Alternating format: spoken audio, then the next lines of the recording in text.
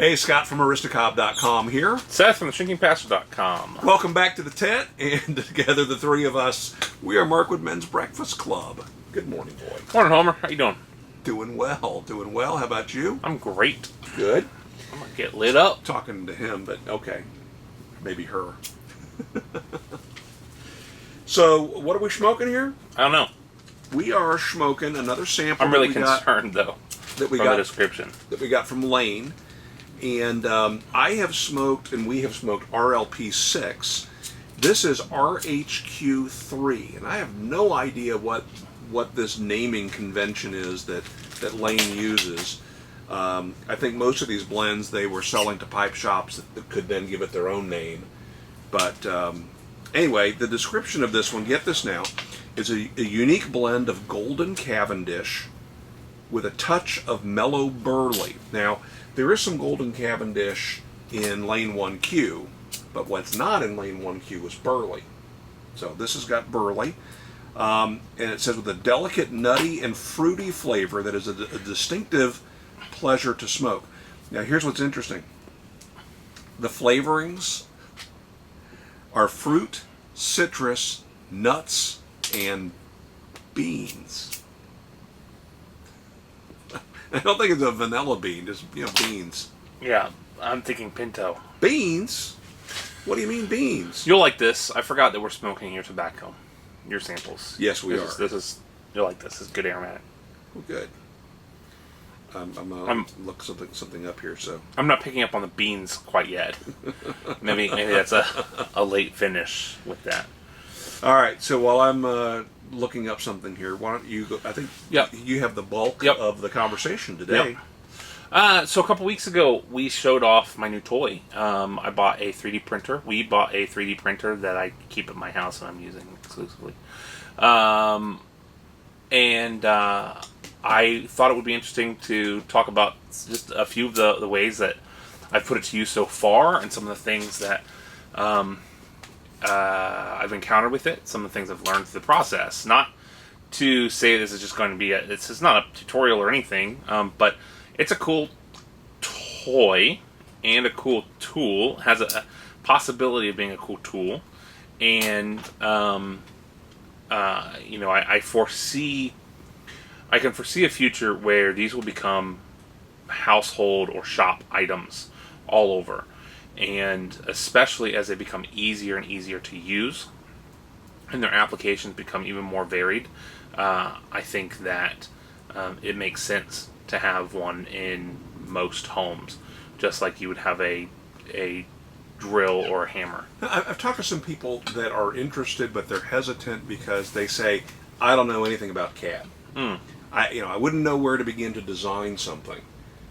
Can you use this without knowing how to design in CAD? Yeah, so the good news is that a lot of other people who do know CAD or similar products have already designed a lot of the things that you might be interested in printing. Everything that I've printed so far has either been something that I found directly through one of a number of websites. If you want to get a feel for what sort of things are available out there, I highly recommend going to Thingiverse, Thingaverse.com, and it has it's basically like Pinterest for things that you can print on 3D printers, and you download the files, you drag the files onto the software that it's called a slicer that determines how your printer is going to print the object, and then you just send that off to your computer, off to your printer. One of the reasons why I was interested in this was for some of the practical purposes. There are some hinges, some small tools, things like you can print micro SD card holders, various things, just organizational. And so one of the things that I found that it kind of straddles the line between potentially practical and fun is a whistle. And this is a survival whistle that was designed for a competition. This uses, I think, 3 grams of plastic. I bought a 0.5 kilogram spool. So just to give you an idea, you can print a ton That's 500 grams. Oh, grams. And okay, got it. 500 grams. This uses about 3 of them. So you can print a ton of stuff on a spool. So you'll notice that it's got a space for a hole for a lanyard, and that it has two mouths on it. So we're going to get 2 pitches out of this. Yep. And so give it a shot. I'm not going to do that because it's really, it's 100. It's 100. Please don't. It's 118 decibels and it's 11 o'clock in the then PM. I'll blow it lightly. It doesn't sound great. Yeah, it doesn't make much sound when you blow lightly. Yeah, still blew it lightly. That's loud. It's loud. It's loud, significant. And so this won a bunch of contests on there. This printed a solid piece. It is completely solid. You saw with the cat, you can create hollow pieces. You can also create. Well, it's not completely solid because it has right, couple cavities. Right. The places that it is plastic, so one of the settings is called infill, and that is how much on the inside of an outer wall or a wall are you going to fill it in. And so for things that don't matter, things that you don't need to be durable, you might only do 25% infill, where you have a zigzag lattice pattern inside of the walls of an object. That's to save plastic. Mm-hmm. This one is 100% infill, which means it is solid plastic except where there is an intentional cavity. Right. Okay. Excuse me. One of the other reasons that I was drawn to a 3D printer is I play D&D, other board games. What does that mean? Dungeons and Dragons, in Dungeons and Dragons, typically you're just speaking, but it's always nice to have figures for acting out, basically game pieces for acting out battles and other situations. And especially when you're victorious. And so I was pretty impressed with the resolution on the printer, being able to print a piece. This is a vampire that it was able to print. It's got very great detail. You can see his eyes. You can see what he's holding in his hand. I posted pictures of this and something else on Instagram. So it would have been this. This is the highest resolution thing that I've printed so far. That just blows me away. So it's a cat. This one I'm also really pleased with how it turned out. This is a Millennium Falcon, or Millennium Malcolm as they call it. So this printed upright, just like really? this. Just like that. With supports. It is incredibly detailed, all the way down to the satellite dish. It has gun turrets. This one has landing gear on the bottom. And it's got a lot of detail in it. It printed really, really well. Pleased with that. Oh, that's really cool. Yeah. It's got its little landing pads down, too. Mm-hmm. So one of the other things that I printed was an upgrade for the printer. So the printer was a little squeaky, and here's the advice for people interested in this. It is like any hobby that you get into, a hobby. It's not just an out-of-the-box solution, and so things will break, and they will break early. Even though you just spent $200 on a brand new printer, you might end up having to take it apart 2 weeks later, which is what I did. It was squeaking.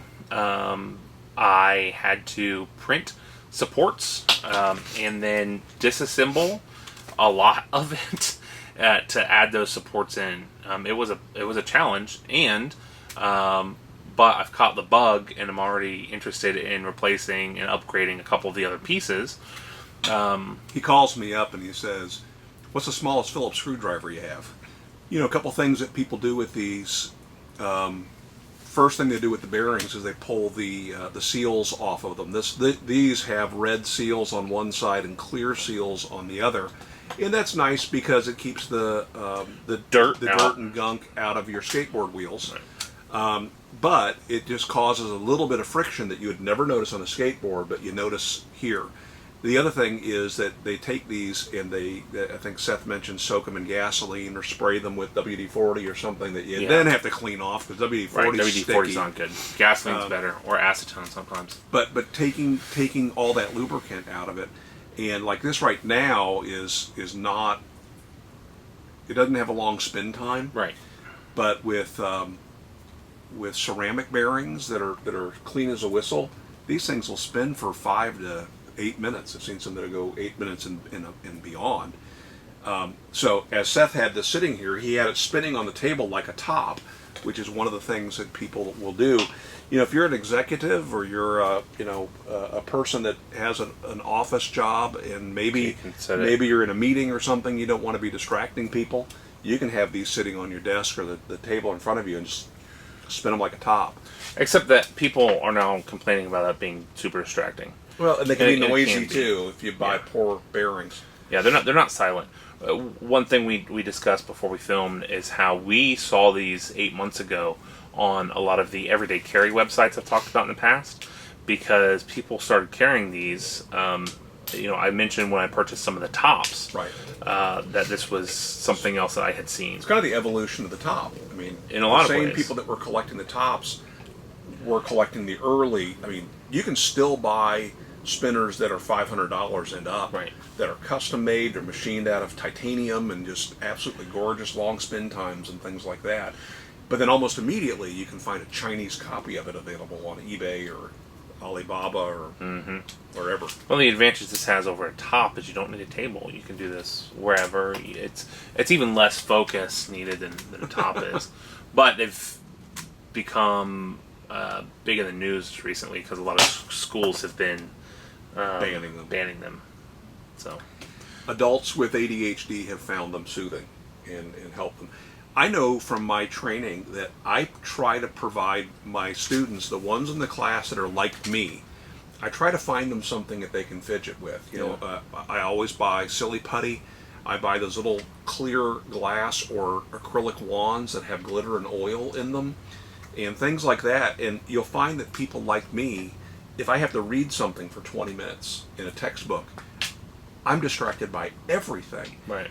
So by having something in my hand that I can fidget with, it helps to keep me focused. And if you don't provide them with something, they will inevitably start doing things that will annoy the people around them. So I like the fidget spinners myself. I think they're going to stick around, but probably more back to where they were originally, the EDC for adults. Yeah. Everyday carry, by the way. Familiar with EDC? So cool. Yeah, the 3D printer's been a lot of fun. There's a lot more to do with it. It's again super addicting and really cool. It has kept me up way too late because you start something and there's, depending on how long of a print it's going to be, you either want to watch it long enough to make sure it's going to be okay while you go to bed, or it's short enough that you want to stay up until it's done so you can print something else. Because you don't want to print something that's going to be done in an hour and waste the rest of the night that you could be printing something bigger. So it's a weird, you end up bartering your time a little bit. It's like playing video games, right? I got to complete this level. A little bit, so I can save it. That's right. Just dated myself there. Yeah. So it's a lot of fun. I remember leaving video games on because you couldn't save them. Yeah. Don't turn off the Atari, Mom. 3D printers have the same problem. They lose power. Done. Yeah. A lot of people buy battery backups. Yeah, that makes sense. That little hiccup, though, doesn't give them problems. When the power drops off, they immediately continue on with the battery backup? I think so, yeah. I think so because they're powered through the battery supply, usually. Interesting. All right, well, I mentioned to you when we got the printer that we'd talk about it a little bit. I think that, that'll be it for a while. Yeah. Hope you found it interesting, and, we'll put a link so you can get over and check out that Monoprice. Let's link to both the Indiegogo for the new one and the one that we bought. The one that we bought's $220. It'll end up. Now. It's $220. It'll end up being $200 when all said and done. Yeah. Kind of cool. Yeah. What would you print if you had one of these?